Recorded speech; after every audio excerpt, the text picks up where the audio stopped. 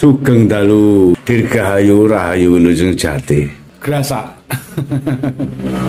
Pas baca pertama kali komen Anda, saya berasumsi grasa yang Anda maksud ini adalah bukan koplo.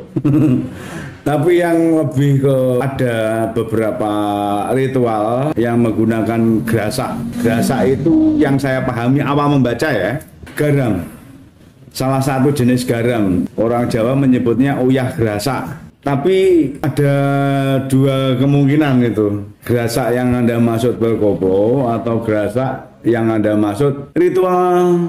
Salah satu ritual menggunakan metode uyah grasa atau garam grasa. Oke. Kalau misal itu adalah grasa yang Anda maksud berkoplo, jujur saya akui saya ini mantan anak dugem.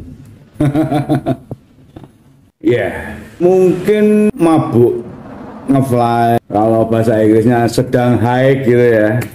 Dalam ritual kita mengenal istilah hasis. Mungkin di sekte-sekte Buddha tertentu atau sekte Hindu tertentu ada istilah seperti itu. Tertentu ya, tidak semuanya. Tertentu, oke. Di Islam pun ada istilah hasis. Itu mungkin berkembang di daerah Lahore, Afghanistan, Pakistan, atau mungkin di Turki, Rumi ya. Meskipun sekte-sekte itu dinyatakan sesat ya. Ketika kita sedang haid dalam artian sedang mabuk, itu sama saja kita sedang tidak mensyukuri nikmat Tuhan yang telah menjadikan kita manusia. Karena pada waktu itu kita tidak menyadari kemanusiaan kita. Saya bisa bilang begitu karena saya pernah mencoba mempraktekkan apa itu sedang tinggi. Oke. Hasis digunakan untuk ritual-ritual tertentu. Biasanya untuk berzikir. Kalau saya baca dari buku ini ya, dari berita ya. Hasis ini ada yang mengartikan seperti candu. Ada juga yang mengartikan ini dari ganja. Ada yang mengartikan hasis ini adalah sebuah zat yang lengket yang terbuat dari daun koka. Afghanistan itu koka ya, penghasil koka ya, semacam itu. Mungkin saya pernah yang ini kalau ini pengalaman saya pribadi ya.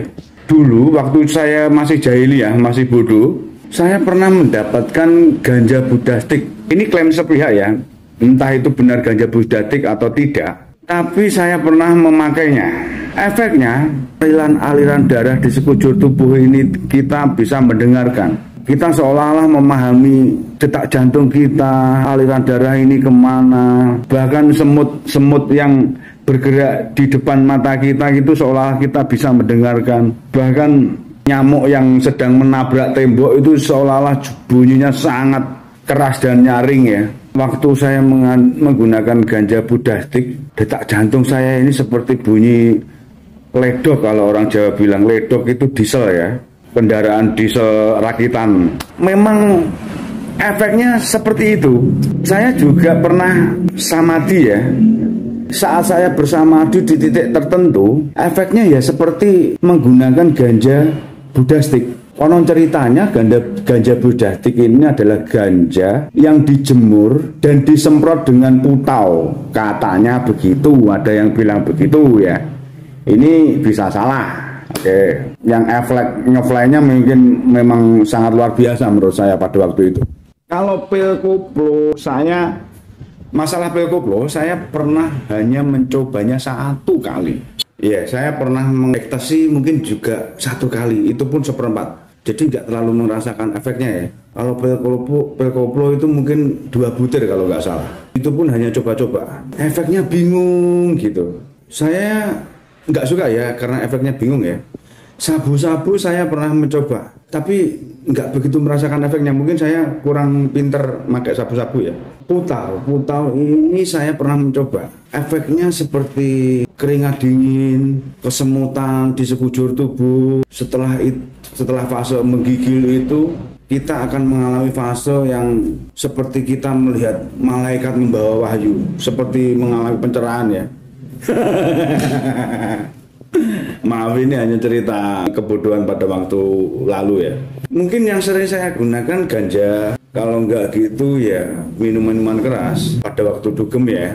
Sekilas tentang hasis, sekilas tentang saya pernah menggunakan narkoba jenis apa saja. Ini ada kisah mungkin menarik untuk dikaji. Orang bilang mungkin ini titik balik ya. Saya dugem itu mulai dari SMA. Saya biasanya ke Malang ya, rumah saya di Kediri, tapi dugemnya di Malang. Biasanya setelah pulang les, kita berangkat dugem, nanti pulang subuh. Jadi di sekolah itu hampir tidak belajar, tapi malah tidur di UKS. Mungkin saat usia 25-26, itu mungkin titik balik bagi saya. Pada waktu dugem, saya sudah mabuk parah dengan perempuan-perempuan nakal di kanan kiri saya. Pas nari, pas kita juga acep gitu ya. Tiba-tiba saya merasakan bosan. Saya bosan seneng kok bosan kan aneh ya. Terus akhirnya saya pergi ke parkiran. Saya duduk di kap mobil, melongo, termenung, menyalakan sebatang rokok. Saya diam cukup lama di situ. Pacar saya pada waktu itu mendatangi saya di parkiran mobil. Pada waktu kejadiannya di Malang ya, di salah satu diskotik di sana. Teman saya bilang, "Nil, ayo kita jogetan lagi. Kok wale seneng-seneng tonduk?" Saya bilang pakai bahasa Jawa ya. Saya kok bosan senang-senang ini gimana sih? Kamu nari saja, joget saja sama anak-anak. Aku tak pulang ya. Entah kenapa tiba-tiba kok aku bosan senang-senang. Kamu ini waras gak sih? Loh, aku memang gak waras. Aku sedang mabuk ini. Nanti kamu pulang sama anak-anak saja. Aku tak pulang sendirian. Tapi akhirnya teman perempuan saya memutuskan untuk pulang bareng sama saya, pulang ke Kediri, subuh-subuh gitu. Saya berpikir ternyata senang dan bahagia itu berbeda. Senang itu butuh alasan. Mobil mewah, istri cantik, suami tampan, rumah mewah, HP mewah, motor mewah, itu mungkin senang. Tapi itu bukan bahagia. Rumah tangga orang tua saya broken ya, cerai. Mungkin bahagia itu seperti nasihat orang dulu, mangan orang mangan yang penting kumpul. Dulu pas puasa Ramadan pada waktu ini, saat keluarga saya masih utuh, kita buka puasa bareng, kumpul, bapak, ibu, adik, makan bareng. Sederhana itu, bahagia itu sederhana itu.